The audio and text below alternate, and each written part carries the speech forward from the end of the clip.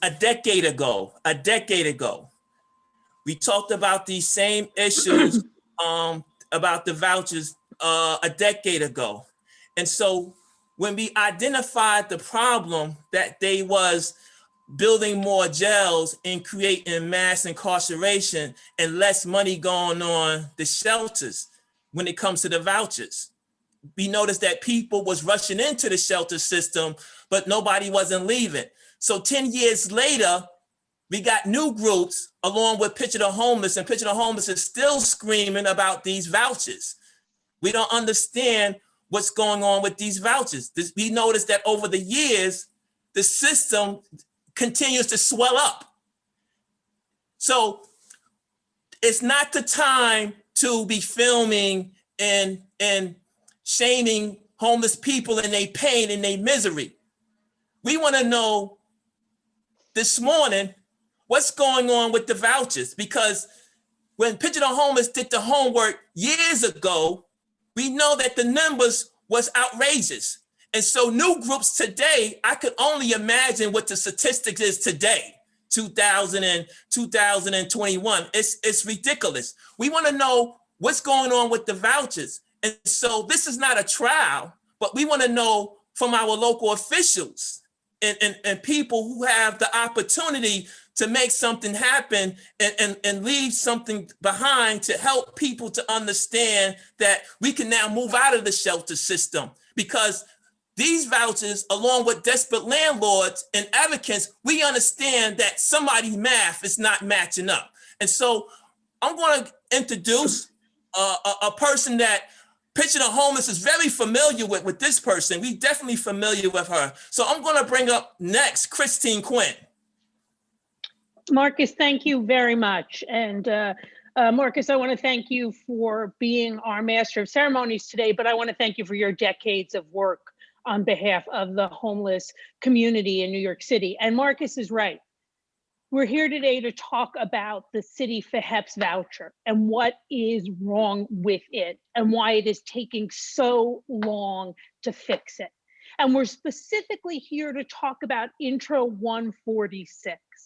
Right now, as we have an enormous homeless crisis, 12,000 homeless families in shelter last night.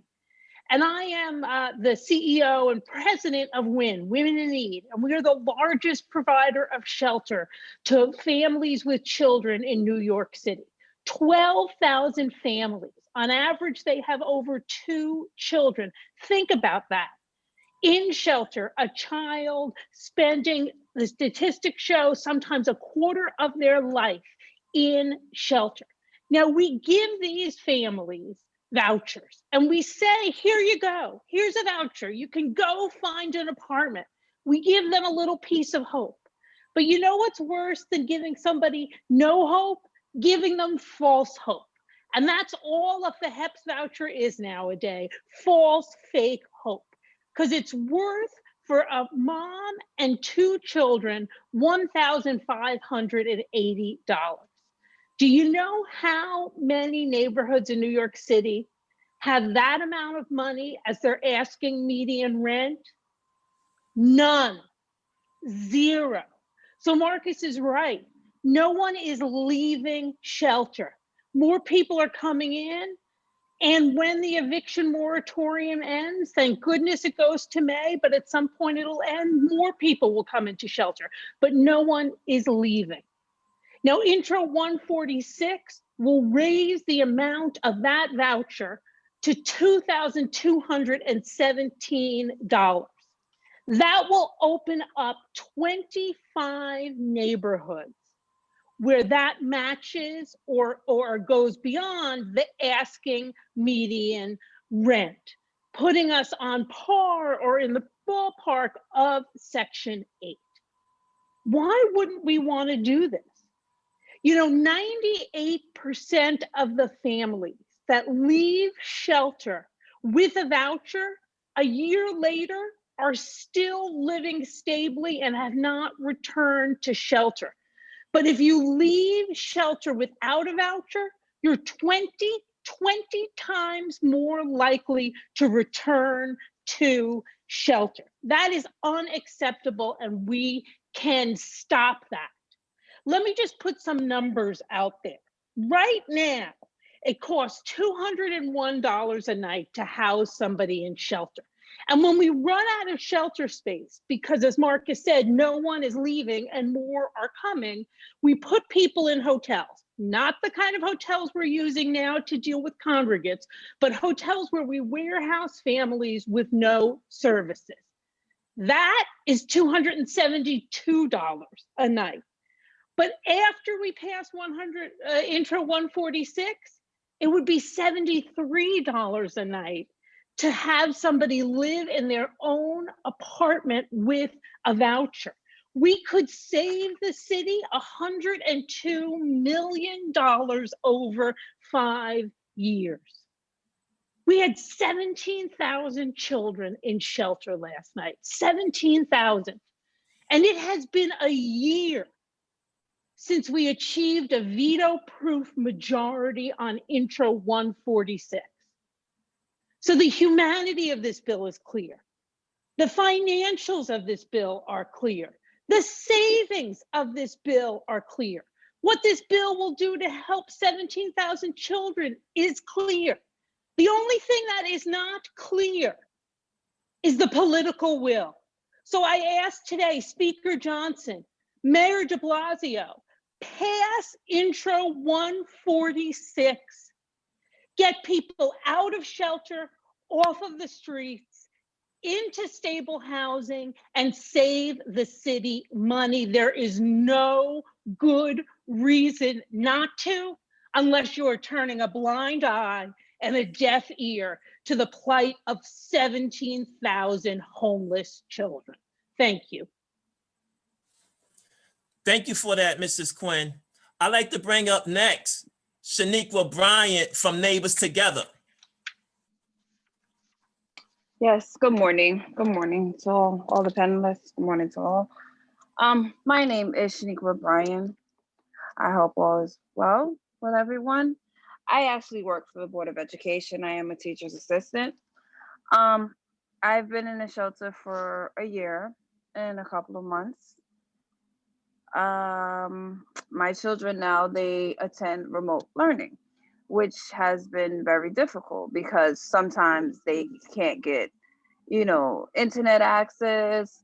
And then it's also the whole thing where, they have to be on camera sometimes and they don't want to be on camera because they're ashamed because, they see their classmates in their apartments and things of that nature and they get really upset. I've had the CityFHEPS voucher for a year. I have a 1580 voucher subsidy. I reside here with myself, my spouse, and our 2 children. I was the one that was in the NY1 news report that aired, I believe, about 2 weeks ago. The reason that I went on the air is because this has just been an ongoing problem. I've been, whoever saw the story, as I showed the struggle of me cold calling people daily, of me getting the responses of either, oh, we don't take that, we'll take it if you have Section 8. If you have Section 8, you can call us back, and that's just the immediate responses that I've gotten. Intro 146 would make such a difference. Increasing the voucher would make such a difference in the housing search. It would expand it. It would allow us to be in safer neighborhoods, apartments that are suitable for our size families, and better schools.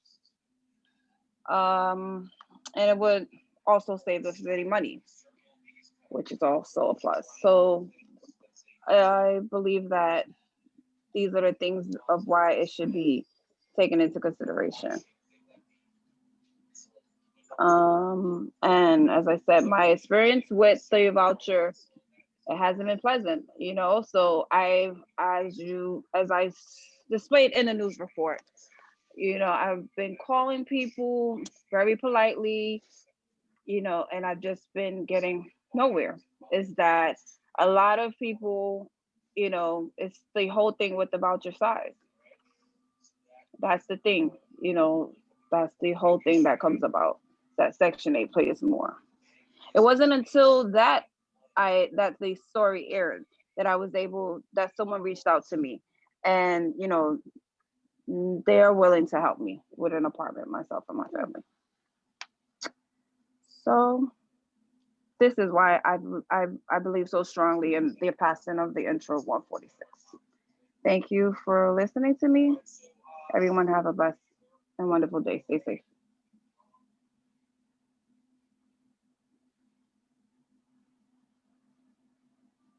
Thank you for that, Shaniqua. I'd like to No bring up problem. I'd like to bring up next Council Member Stephen Levins. Thank you so much, and good morning, everybody. And thank you, Shaniqua. I want to thank you very much for sharing your story, and for sharing your story with the world through that report at New York One, because I think that people need to hear this and people need to know what's going on.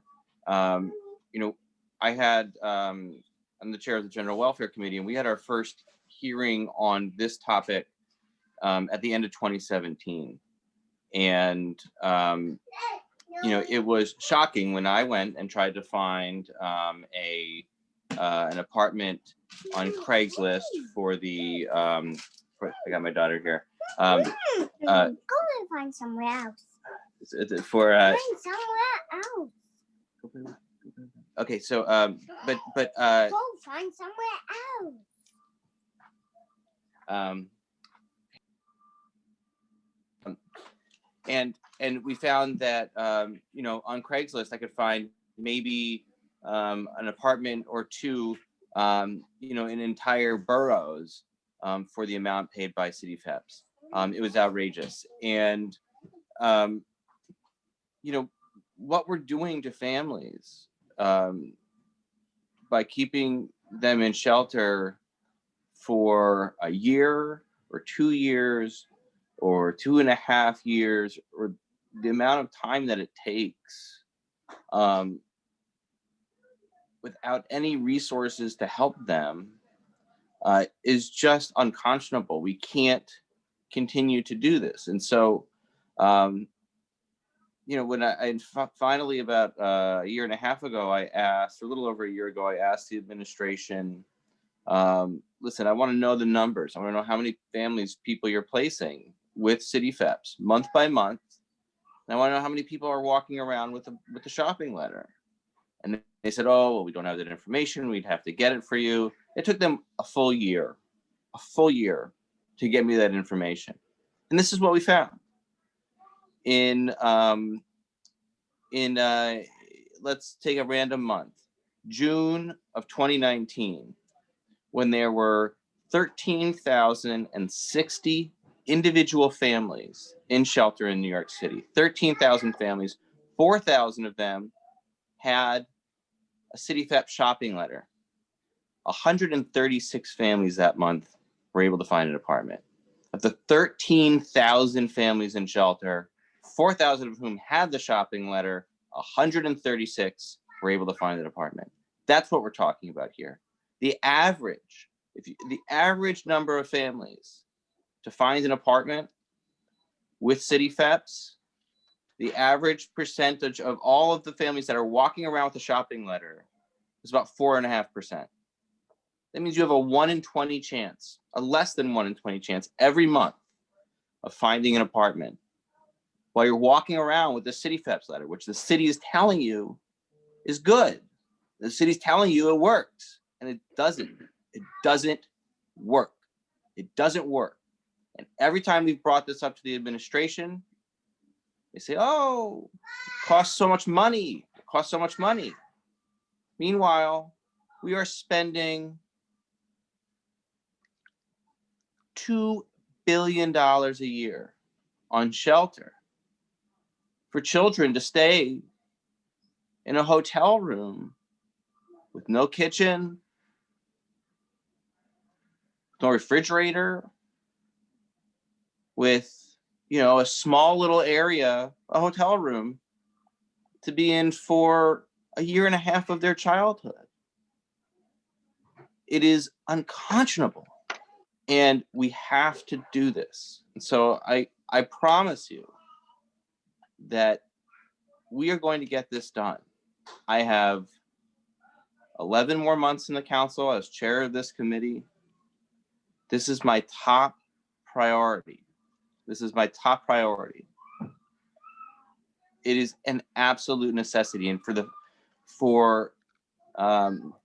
mayor to continue to turn a blind eye to this is absolutely unconscionable, and it must end, and we can do it by passing this bill. And I want to thank Chris Quinn and partners at WIN. She's an amazing advocate and leader, and I just want to thank all of you who are on this call, this press conference this morning, for continuing to call attention to this vital issue. And again, Shaniqua, thank you for telling your story to the world, because the world needed to hear it. Thank you. Thank you. Stay safe. Thank you, Councilman Stephen Levins. So next, we would like to bring up Michael Mungalo. Excuse me if I said your last name wrong. Marcus, I think Michael is not on yet. So if we can go to Kiana Serrano from the Health and Housing Consortium. And we do recognize what's happening in the chat. We are doing our best to kick people out and shut down the chat as quickly as we can while moving us along. Thank you for that. So can we have the next speaker? Thank you. Hi, good morning, everyone. I'm so pleased to be here with you today. My name's Kiana Serrano. I am a board member of the Health and Housing Consortium, where we're looking at the intersection of health and housing for all New York City residents. I also work at a local hospital. I manage a housing program where I'm getting tons of referrals for individuals that have the CityFHEPS voucher, that have had it for months or years and have been unable to move. These individuals are living with multiple chronic medical conditions. They're on dialysis, they have congestive heart failure, asthma, different cancers, and they are staying in shelters. They're doubled up with family because they were recently evicted and got the CityFHEPS community voucher, and they are stuck, especially due to COVID now. Folks living with compromised immune systems that are living in shelter, they are in desperation. They can't find any apartments that meet the voucher amount. For a single individual, the voucher amount is $1,246. I'm calling landlords and brokers on a daily basis and cannot find one apartment for under $1,500 in New York City. It is imperative that Local 146 gets passed so that we can get these folks out of the shelter system, out of unsafe living situations, living with friends and family. We have such a need right now. Folks are calling me on a daily basis. They can't find anything. And landlords and brokers are saying these voucher amounts are too low. They need to be in line with Section 8 and HASA rental subsidy amounts. So it's really imperative that we get these amounts raised. It does not make any sense for us to be investing so much money in keeping folks in shelter where we're spending thousands of dollars on each family. If we increase the voucher amount, we could get them stably housed. That would definitely improve their chronic medical conditions. It would keep them out of the hospital. They'd be able to make their medical appointments and take their medications as prescribed. So I really want to advocate that we pull together, pool our resources, and use our voice to get Local 146 passed so that we can reduce homelessness and get folks the housing stability that they all deserve. Thank you. Great. Housing is healthcare. I just want to plug that. Housing is healthcare. Thank you. Okay, thank you for that, Kiana. So next up, we have Adrian, Council Member Adrian. Good morning to you. Yes, good Thanks morning. Good morning. Good morning. Thanks so much. Thank you, Women in Need. Thank you, Chris, for being you. We need you to be that voice. I've looked up to you for many, many years. You know that. Thank you for calling this this important call to action this morning. Shaniqua, you are an inspiration. Thank you for sharing your story. Thank you for telling the world what's going on. You know, this intro 146, actually came to be when I was first elected and onto Councilmember Levin's amazing committee that he still chairs so heartfully, so thoughtfully. And the fact that we are now in 2021 having this discussion over this important legislation is baffling to me. As the cold weather continues to roll in right now, it is utterly outrageous that we have to urge the passage of a bill that will help keep New Yorkers away from homelessness. It is inexcusable that New Yorkers receiving the CityFHEPS vouchers are yet challenged and not afforded consistent help, especially in the midst of a pandemic. It's baffling to me. We have to treat children, seniors, adults, and families who need stable homes as if they matter, because guess what? They do matter. This is simply a matter of justice that will help vulnerable renters keep a roof over their heads. And it's critical that we do all that we can do to preserve housing stability in New York City. Now get this, there are 38 of us on this legislation, right? 38 council members are co-sponsors of this great piece of legislation sponsored by my colleague, Stephen Levin. So I'm just sitting back after these years going, why? Why? It's 2021. And all I can say before you this morning is that we must get this done, and we must get it done now. Now. Thank you, Chris. Thank you, Wynn.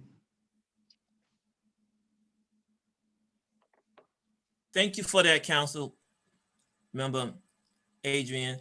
So we have next coming up.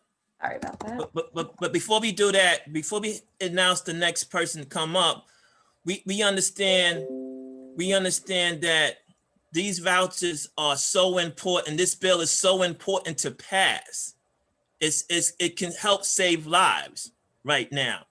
And so we're going to bring up Councilman Brad Levins. I believe I said his name correctly.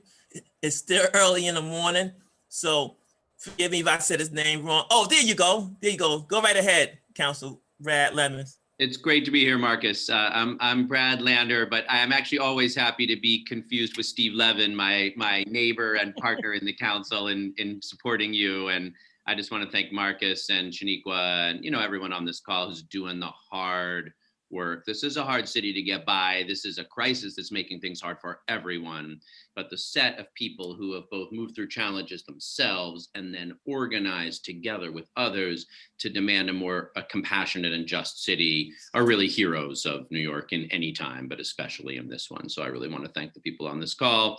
And it's especially an honor to follow my colleagues in the council, Steve Levin and Adrian Adams, just really great champions on this issue. And Steve's leadership of the General Welfare Committee has been so committed on supporting homeless families.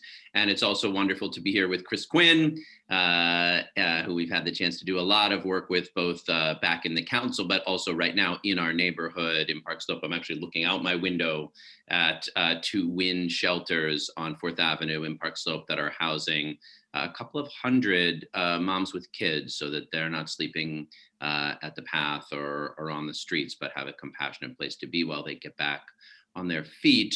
But let's just be clear collectively as a city how hypocritical it is what we're doing right now.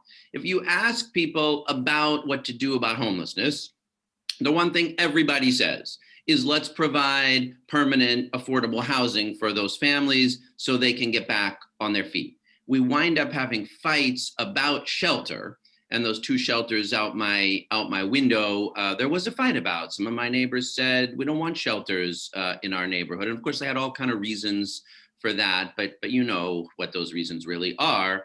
But the thing everybody says they agree on is let's get people into permanent housing that they can afford. We all say that, but we don't do it. And this is one simple example.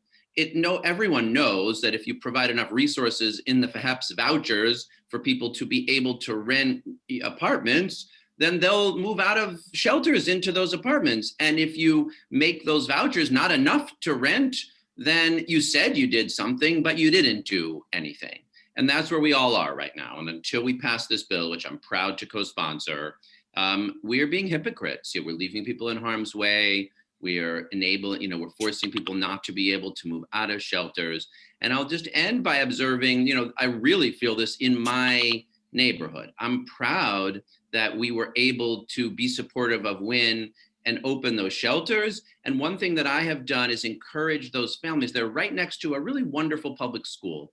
And, obviously families may have their kids in a school from their old neighborhood. And if they want to keep going to that one, we fully support that.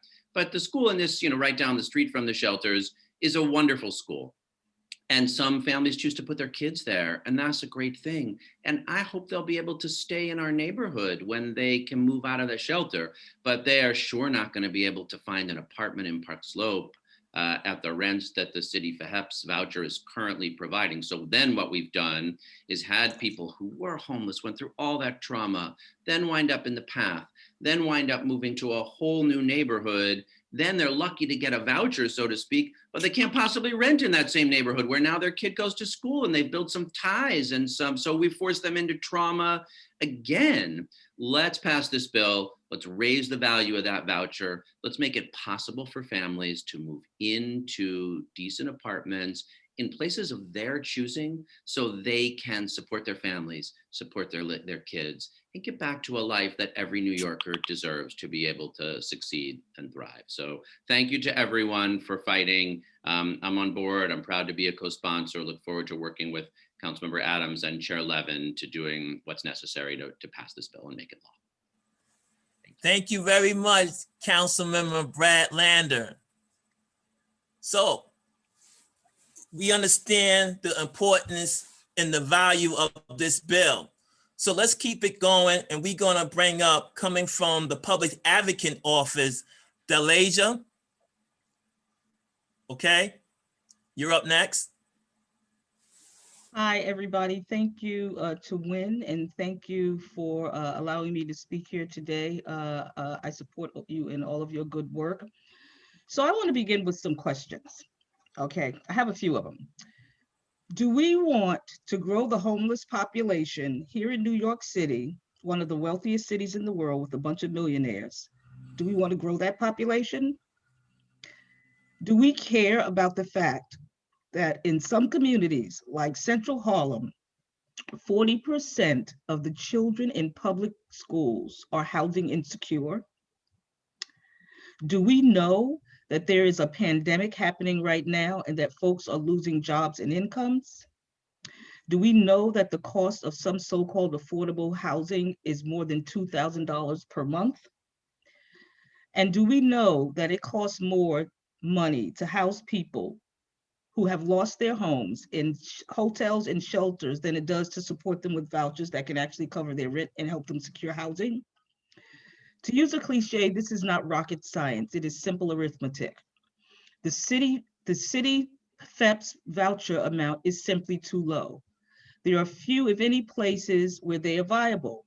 There is no place anywhere in this city where a family can now find an apartment using the program, which incidentally is a good program. It just doesn't have enough money in it for people to use. We need to have the amount raised so that it can mean something right now. I'm going to close with this.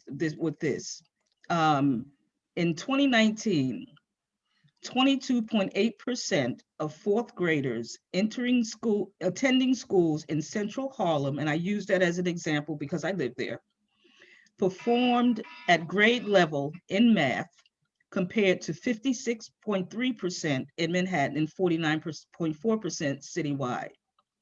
28.6% of Central Harlem fourth graders performed at grade level in English language arts. I'm going to repeat that, 28.6%.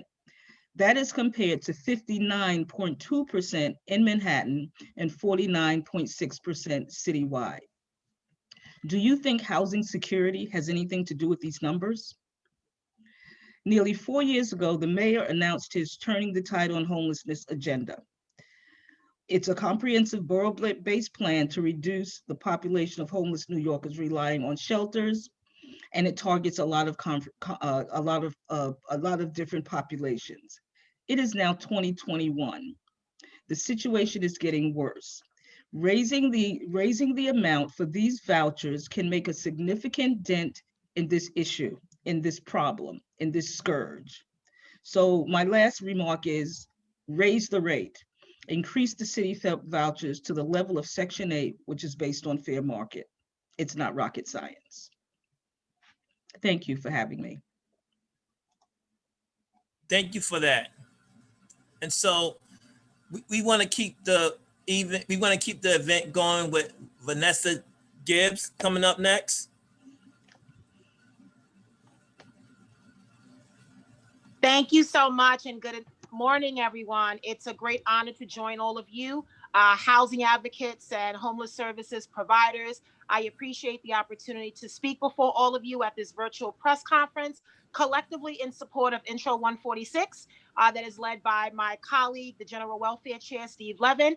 I am Council Member Vanessa Gibson. I bring you greetings from District 16 in the borough of the Bronx. And I am proud to be a member of the City Council. I'm proud to be a co-sponsor of this legislation. And I'm even more proud of the work that we have collectively done together. Let us recognize that this global pandemic, COVID-19, that struck this country and our state and city last March, almost 1 year ago, has truly allowed us to recognize that life is so precious. We've lost thousands of New Yorkers to COVID-19. And in my county of the Bronx, we have the highest death rate to COVID. And during this time, many of us, many of you, we have been on the front lines, grassroots efforts, giving out PPE and food and distributing lots of items for so many of our families and children, because we recognize that unfortunately COVID-19 has had a real disproportionate impact on New Yorkers of color, families of color, families that are living below the federal poverty line. And so now as we rebound from COVID, as the vaccine is here, number one, we need to make sure that it's equitably distributed to the communities most hardest hit. But number two, we really need to look at some of our current programs in the city and how they are not reflective of the reality we live in today.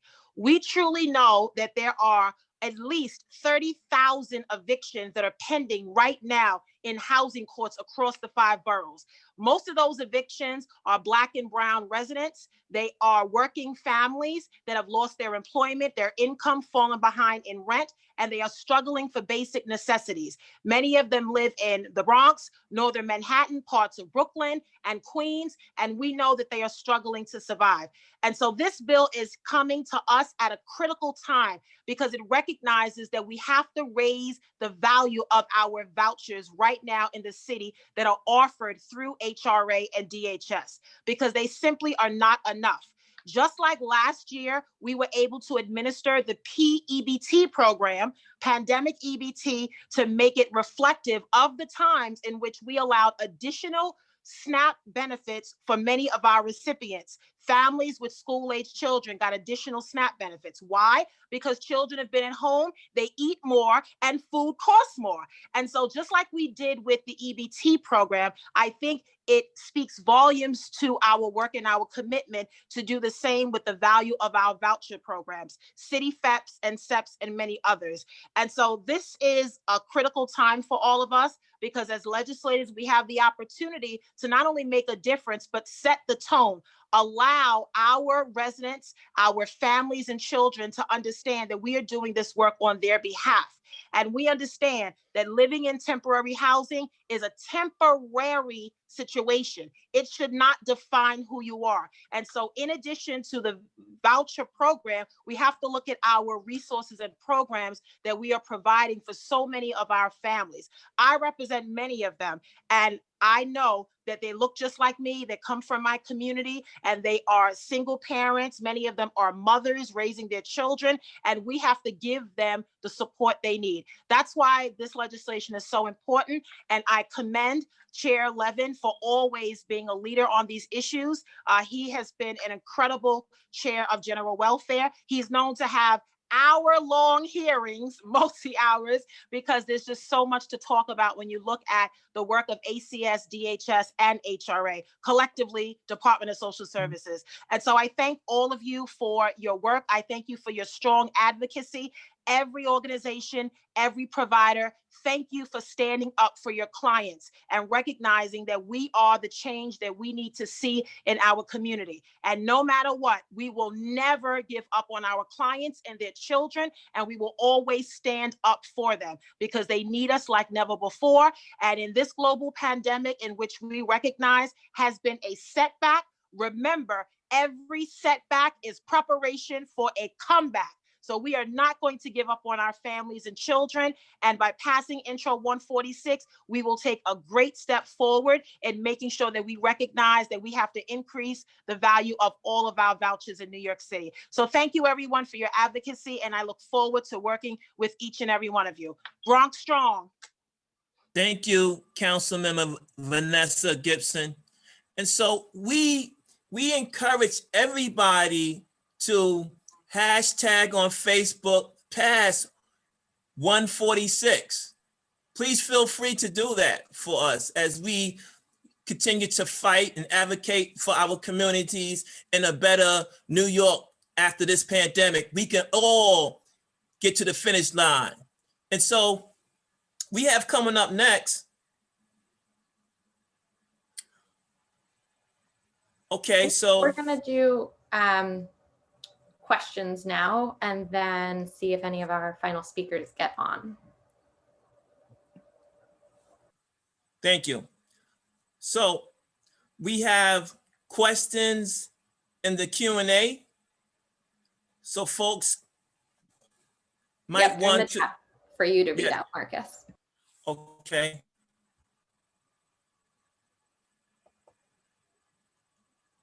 Okay, so the first question that I see is, okay, excuse me.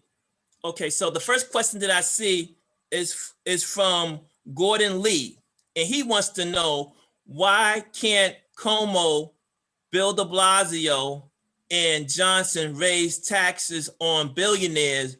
Does Corey Johnson look like a nest? Oh, how did that get through? Yeah, sorry, we won't do that one. Yes. The first please. one, I think. We want to keep it respectful here. So excuse me for that, ladies and gentlemen. Let me get to the next question.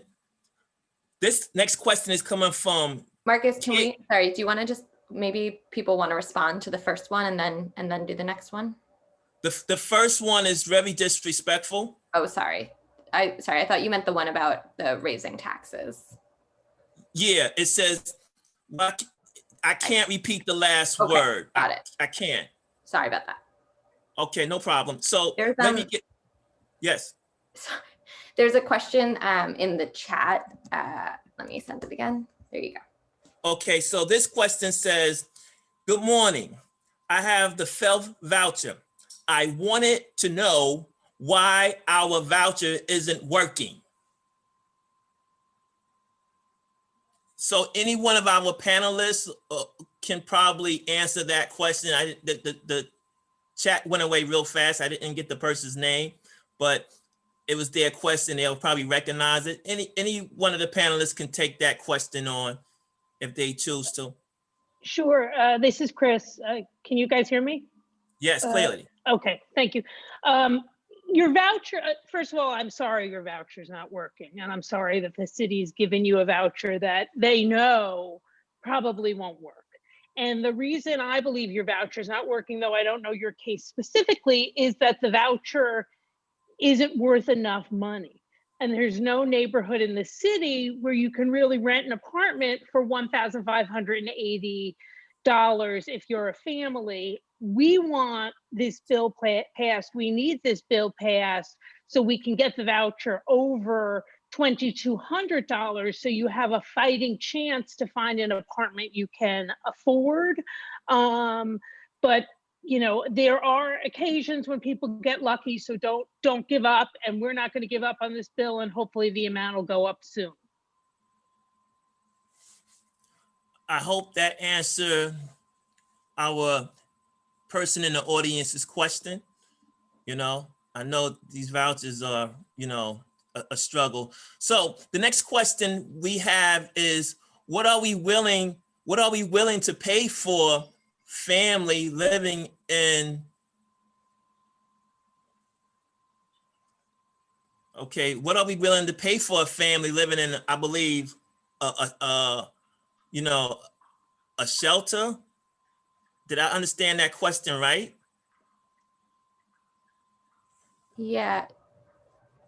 Are you? Yeah, I can jump in. I think it got cut off, but what are our priorities that we would rather pay for families to live in a shelter, but not pay for an adequate rental voucher that will allow them to afford their own home? It is shameful. Thank you. That's the right question.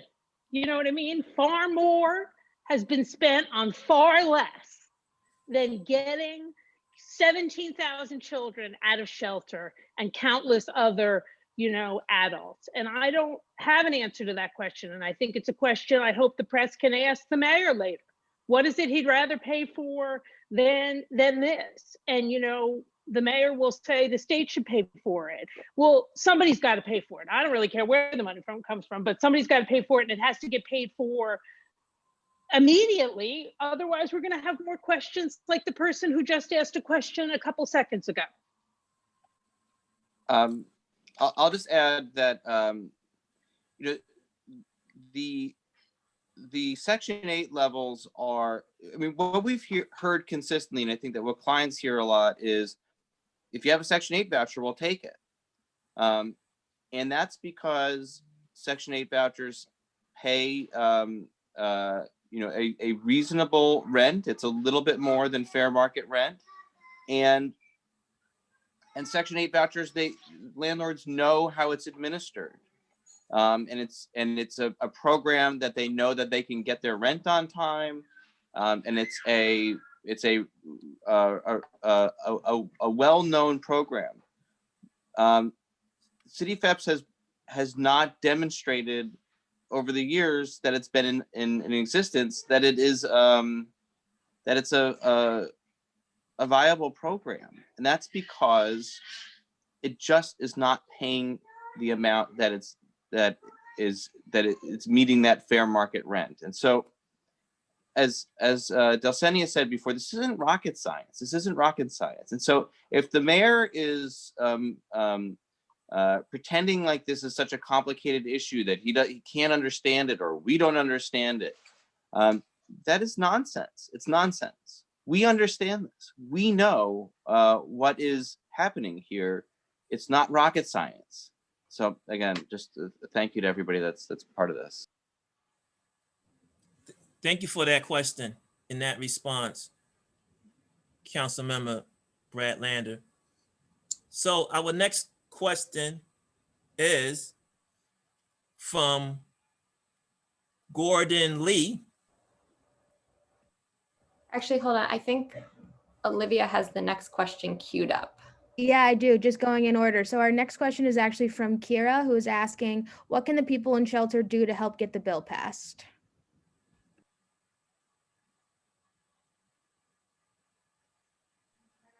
Well, that's a great question. And, you know, people in shelter can call the mayor, call Speaker Corey Johnson. They could, you know, if they're on social media, they can, you know, tweet at the mayor and at the speaker, and, you know, send emails, write letters, and we'd be happy at WIN if there are providers who need the materials to do that. We're happy to provide that. But you know, I think there is no more powerful advocate Look, it's one thing to listen to me. I can give you a lot of statistics and I can tell you what people at WIN have told me, but it's not my story. It's not my experience. I didn't sleep in a shelter last night. To hear it directly from somebody who is in that situation, who's pounding the pavement with a FHEPS voucher in their hand and not finding an apartment, that's what's going to get this bill passed. So I hope we can get a lot of those real life stories in front of the speaker and the mayor, because I believe that will make all the difference in the world. So thank you for that question. And thank you, given all that you have on your plate, being willing to take on advocating as well. Additionally, talk to your neighbors in shelter where you currently at. You know, I come from the organizing world. Organize.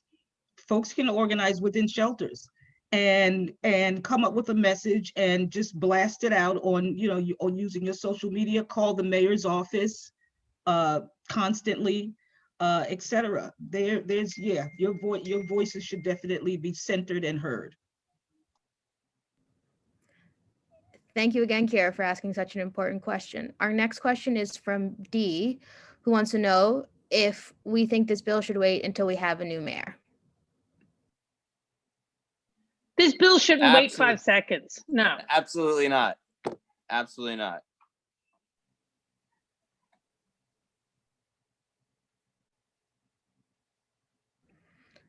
Great. Our next question is, when do you hope to pass or make a decision on Intro 146? And who is blocking or stopping Intro 146? Why isn't this a priority for the city yet? I can take this. I mean, we hope to pass it in the next couple of months. The big impediment has been, frankly, that I think that the mayor wants the state to pay for it, and so every year we've waited to see if the state was going to pay for a program. They haven't, and in any event, even if they do stand up a new program at the state level, we should be passing this anyway, because this would be an immediate way to get people into permanent housing. And so I hope to be able to pass this in the coming months. One thing that I'm hopeful about is now that it looks like the stimulus plan coming from the Biden administration is going to be moving, that will provide some state aid, state and local aid that could help us pay for this and prioritize it. And so that's really my hope. But you know, I'm committed to doing this. We have a veto-proof majority. We've waited long enough, and if the mayor doesn't know what's going on and how ineffective these vouchers are, then people need to make sure that he gets that message. The next question is, oh, sorry, go ahead, continue. Yes, so I just want to say something really briefly, ladies and gentlemen. This is Black History Month, and we realize that with the Emancipation Proclamation, when the slaves was finally let go, right? Where did they go? You know, they wander around. You know, did housing improve for slaves back then, or did it continue into generations and generations today? We constantly see disenfranchised people of color. We constantly see people trying to figure out how they're going to work and support themselves in a time such as this here. We see the inequality of people in a constant generation of blaming the victim and scapegoating and making it seem like people are lazy, they don't want nothing. We seen these same things in institution and racism, and we see that now they are constantly pushing in shelters based on what homeless can't stay home members. Roberta was saying that if you don't get vaccinated, it's your own fault that you got sick, because they refunneling people back into the shelter system. So we talking about institutional racism. We're not talking about people filming and shaming people for their pain and misery. This is not about, this is about those who got the power to change this. So we need to continue to keep the light and the lens on those who can do better and help those who are in pain. And so my question is, did we get any better in this Black History Month? So I'm going to stop right there for the sake of time. Thank you.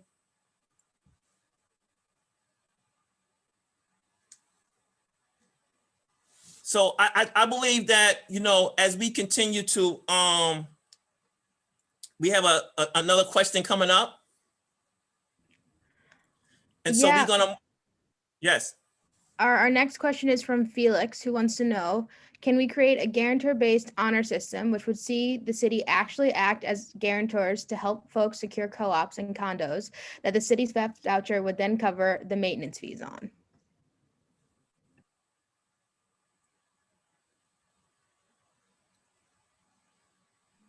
Can you repeat that? I'm sorry. Yeah, of course. Can we create a guarantor-based honor system, which would see the city actually act as guarantors to help folks secure co-ops and condos that the CityFHEPS voucher would then cover the maintenance fees on? I could say I think that's a really interesting idea. I think the current configuration doesn't cover anything other than a rental, but I think that's a really interesting approach. And I think that the city should be acting as a guarantor. And this is a model that we looked at I looked at a couple of years ago with medallions, tax medallions, to help bring down some of that debt. I think that the city should be looking to be able to guarantee assets if the city is a party to them.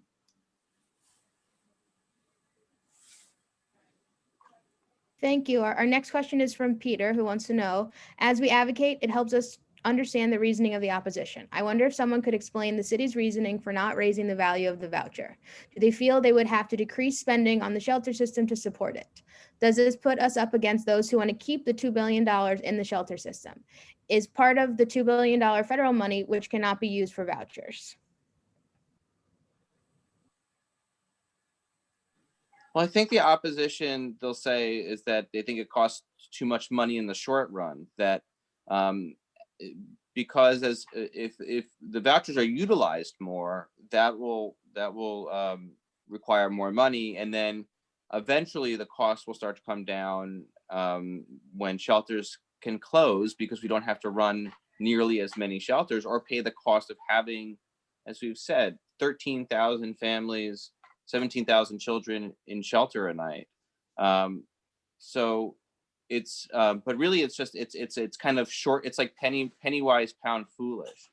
They don't want to pay up front, but then they have no problem having a $2 billion or over $2 billion DHS budget. So it's just, it's penny wise, pound foolishness, in my opinion.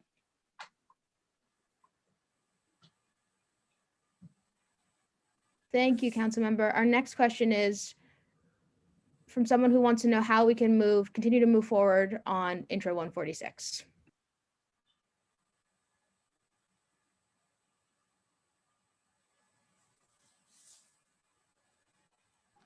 I would say advocate, advocate, advocate. This is an organize. I think that's getting this issue front and center. So, and it's, it's a little complicated. It's not, not every New Yorker knows about housing vouchers, and it's not necessarily the issue that's always the flashiest issue, but we know how vital it is. And so getting it out to the public, making them understand. That's why the New York One piece with Shaniqua was so important, because it got it out there in a way that people understand what's going on. And we just got to keep on doing that and making sure that the public is rising up on this. I think that's really important.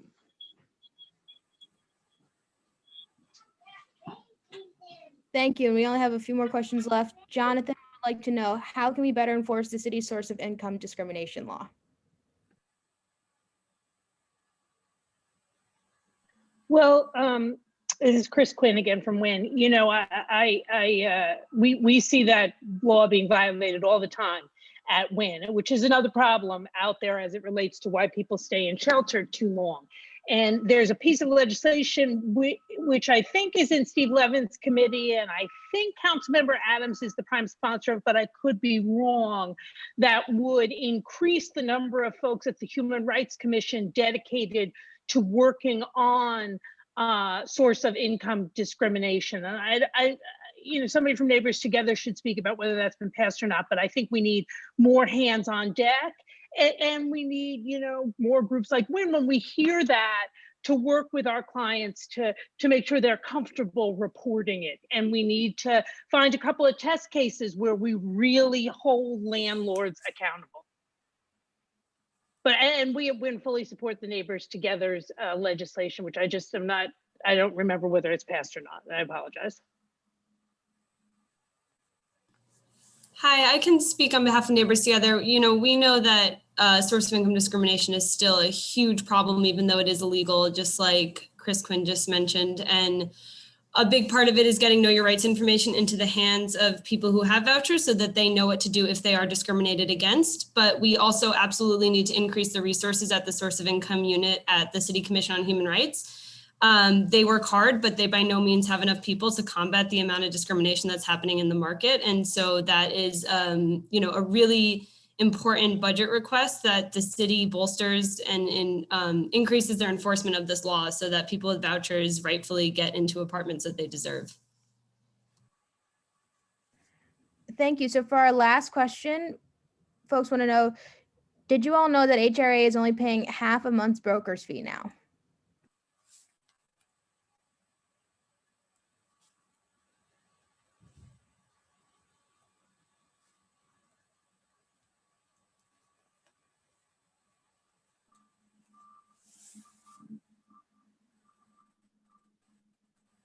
Sounds like we didn't know that.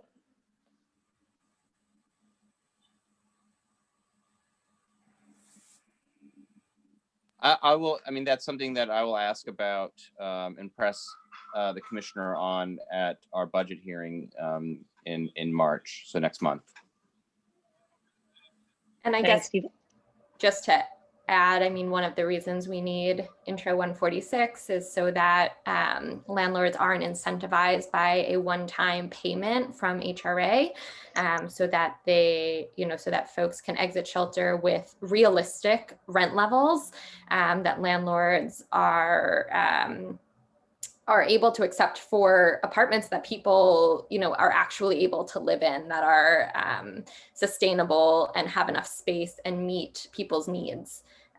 So I think, you know, ideally we move to a place where it isn't a broker's fee from HRA that is the reason people can get housed. It's because we have vouchers that work for all the people who need them in our city.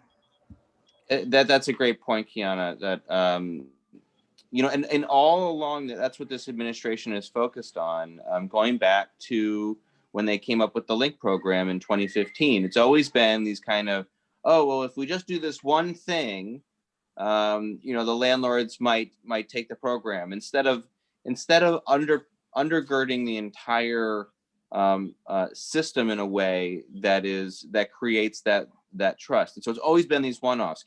So you're exactly right, Kiana. That's been their approach all along. One other thing that I think that struck me over the last couple of years is because the CityFHEPS program is so ineffective, that's when we've seen the rise in SODA, which is this special one-time assistance, in which the city just pays for people to move somewhere else, move to Jersey, move to Connecticut, move to Virginia, and it's every and there's very little oversight, as we know. The housing is not appropriate in many cases. They rely on the staff from the nonprofits to go and inspect the apartments, because the city's not going out and inspecting these apartments. I talked to a city administrator in Paterson, New Jersey. He had no idea that the city was moving people through soda. And the numbers that we got from the administration show that soda is used just about as much as CityFHEPS. So that's what we're saying to people is, you know, just go someplace else. Go someplace else. Not our problem. And when Bloomberg did that, we all stood up and said that that's wrong.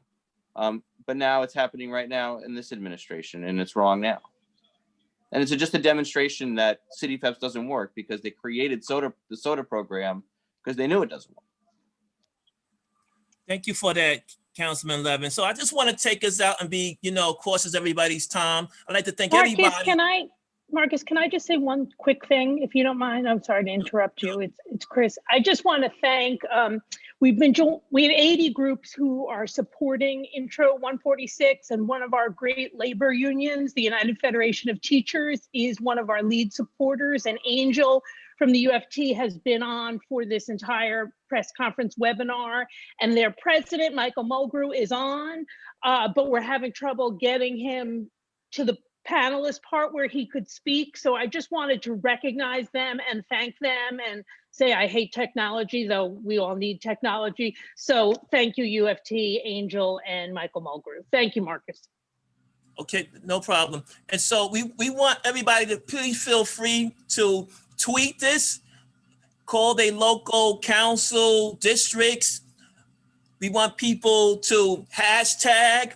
We want folks to really get out there and really organize, like Ms. Quinn said, in their buildings and push it. This is going to be a community. This got to be a wave. Everybody got to participate. And so I'm going to take us out by saying that the world is watching. The world is watching what New York do. We used to be the city of a center of attention, the greatest city on the earth. New York is watching how we handle our homeless population right now. I should say our homeless residents right now.